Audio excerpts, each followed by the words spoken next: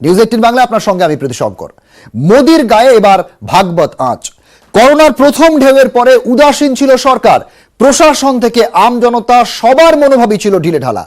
সেই সুযোগে করোনা সংক্রমণ বেড়েছে, মন্তব্য আরএসএস প্রধানের। একই সঙ্গে তার মন্তব্য, এখন একে অন্যের দিকে আঙুল তোলার সময় নয়, একযোগে মহামারীর বিরুদ্ধে লড়তে হবে।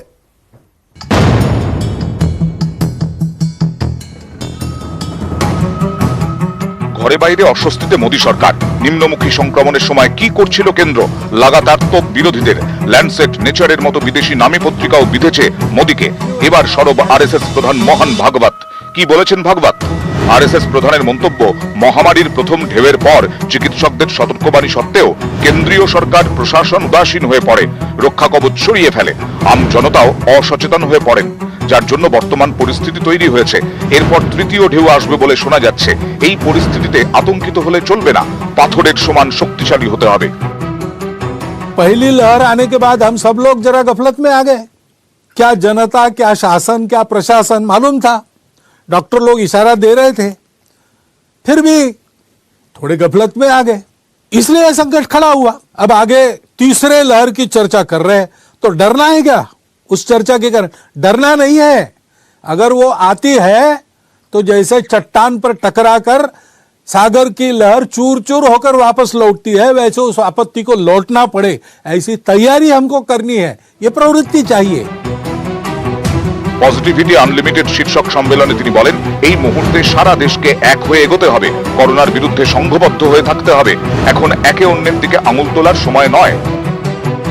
सारे भेद भूलकर दोष गुणों की चर्चा अभी उसको विराम देकर, उसके लिए बाद में समय मिलेगा। अभी तो हमको सबको एक टीम के नाते काम करना है, मिलकर काम करना है। করোনা পরিস্থিতিতেও কেন্দ্র রাজ্য তরজা অব্যাহত। এই পরিস্থিতিতে ভাগবতের মন্তব্যের আঁচে সরগরম রাজনীতির ময়দান। আজকে স্বাস্থ্য পরিষেবা দেশের ভেঙে পড়া মানে পশ্চিমবঙ্গেরও ভেঙে পড়া, কেরালারও ভেঙে পড়া। মোহন ভাগবতজি যেটা বলছেন সেটা কনস্ট্রাকটিভ ক্রিটিসিজম হিসেবে নিতে হবে। আসলে লড়ার বদলে সমালোচনা হচ্ছে। উত্তরপ্রদেশ থেকে ডেড বডি গঙ্গাবাহিত হয়ে এদিকে আসছে, পশ্চিমবঙ্গ সরকারকে পাহারা দিতে হচ্ছে। অক্সিজেন নেই, ভ্যাকসিন নেই, ভ্যাকসিনের 3 রকম দাম, 3 রকম নীতি। গোটাটা ডুবিয়েছে নরেন্দ্র মোদীর সরকার। এই মোহন ভাগবতজি সারা দেশের আঁচ করেছেন, মানুষের ক্ষোভটা তিনি সেই কথাটাই বলেছেন। গত বছর সেপ্টেম্বরের পর থেকেই সংক্রমণে হ্রাস লক্ষ্য করা যায়। সেই সময় করোনা মোকাবিলায় পর্যাপ্ত রক্ষা কবচ তৈরিতে কেন মন দেয়নি মোদী সরকার? বারবার কেন্দ্রকে বিরোধীদের এই প্রশ্নের মুখে পড়তে হচ্ছে। এই পরিস্থিতিতে ভাগবতের মন্তব্য বিরোধীদের হাতে নয়া রাজনৈতিক হাতিয়ার তুলে দিল বলে মনে করছে রাজনৈতিক মহলের একাংশ। নিউজ 18 বাংলা। এবার যে খবরের দিকে আমরা নজর রাখবো, করোনার দ্বিতীয় ঢেউয়ে বেসামাল দেশ, আছড়ে পড়েছে মহামারীর বিশাল সুনামি। দৈনিক সংক্রমণ কমানো এখন সরকারের মাথা ব্যথা। এই পরিস্থিতিতে প্রশ্ন উঠছে, কতটা প্রস্তুত ছিলাম আমরা? উঠে আসছে চাঞ্চল্যকর তথ্য।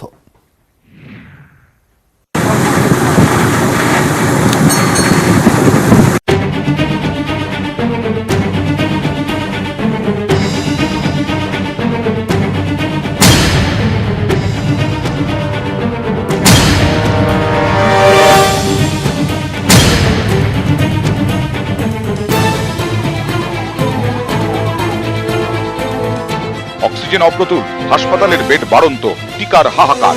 দেশে সংক্রমণের শিকার বাড়ছে শয়ে শয়ে।